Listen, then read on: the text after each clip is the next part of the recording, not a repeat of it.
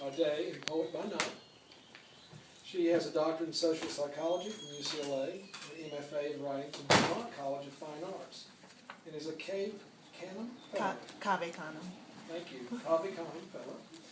Her poem Something Missing has been published in the Best of Fuquay Arena Reading Series 2012. And her work has also appeared in Love, Poetry Anthology, in Southwestern's Literary Journal, forthcoming issue of Women's Writers, as well as online at Backbone Press, Muse, the Bella Online Literary Review, and Pedestal Magazine. For the past 4 years, she has been a co-organizer of Living Poetry, a group that organizes and promotes poetry events throughout the triangle. When Pamela is not working on writing, she is dancing Argentinian tango. Her blog, poetsdoublelife.com, is geared toward poet with non-literary careers. Please welcome Pamela Taylor.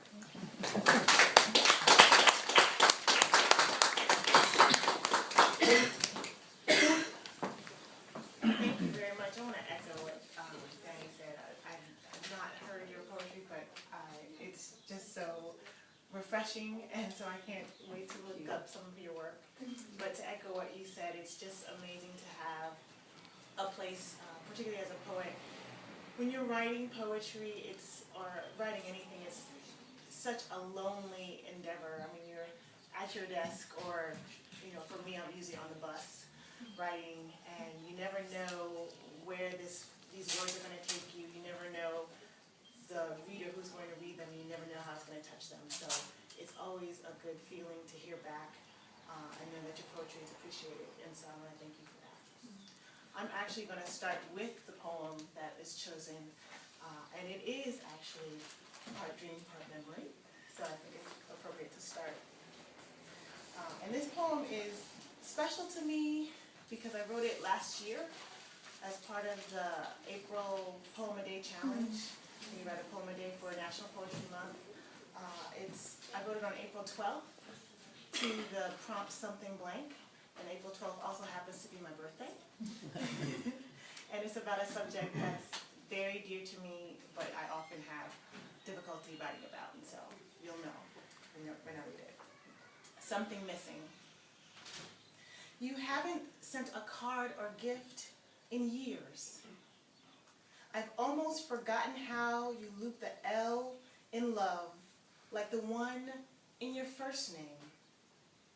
I can't remember the last time we spoke in hopeful chatter that this time the Mets would go all the way. You've been absent from my dreams too. Even the recurring fear of missing the train or the right stop. You used to be there to guide me to the platform, confident I'd make it to the next stop, Now, I only see you in mirrors when the ghost of your face reflects back to me. Okay, so like was said in the intro, I work as a data guru for actually the state of North Carolina, so I work for you. And a lot of my writing focuses around work. And this one I'm going to read is a recent one about a colleague of mine where we work very closely together, so closely together that we are considered work husband and work wife. So this is for my work husband. You always want to talk to me first thing in the morning, but wait until I've finished the last sip of my Darjeeling.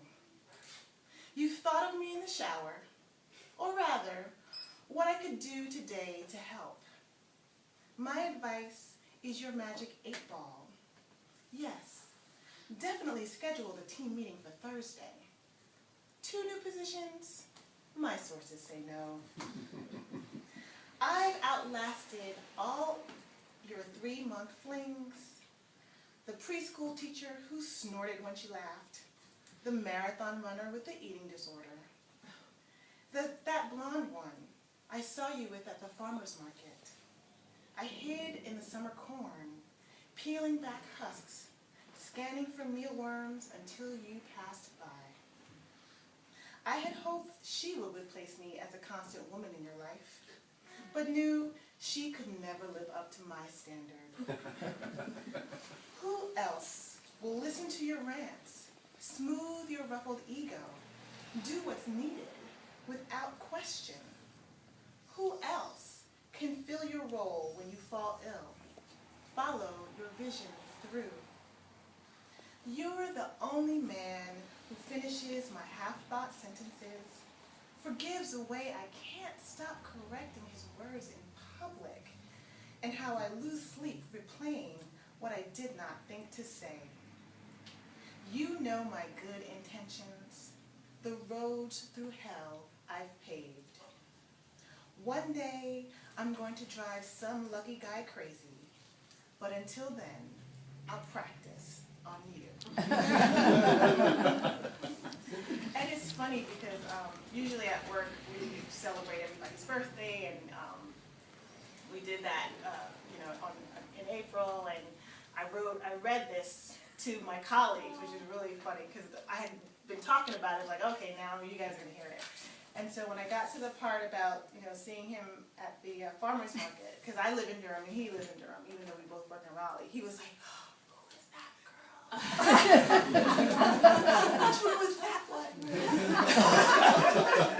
So that was when I told him, like, well, that's when I use poetic license. The other two are kind of real. And so the last one I'm going to leave you with is one that I wrote during the most recent Poema Day Challenge.